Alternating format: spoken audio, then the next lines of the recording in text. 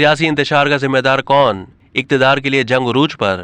मुक्तदिर कुव्वतों के हकीकतन न्यूट्रल होने से सियासतदानों की इक्तदार के लिए जंग उरूज पर है। इस लड़ाई ने अदलिया को भी अपनी लपेट में ले लिया है।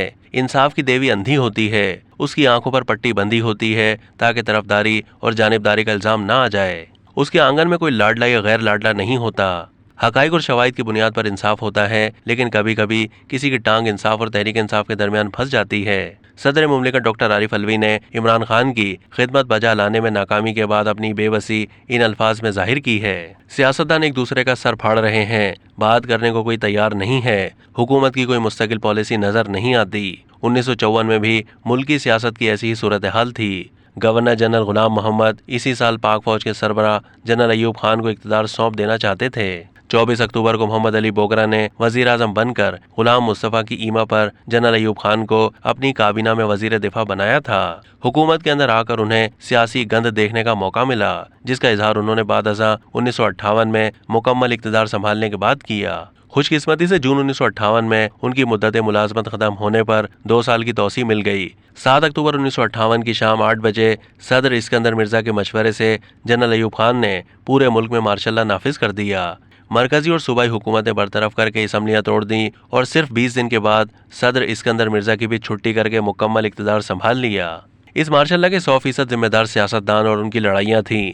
Chief marshal law administrator general Ayub Khan ने हालात के जायजे के लिए जस्टिस शहाबुद्दीन की सरबराही में एक आईनी कमीशन तश्कील दिया, जिसके दायरे कार में पाकिस्तान में जमहूरियत की नाकामी के असबाब तलाश करना भी था। कमीशन ने उसकी 3 वजूहात बयान की।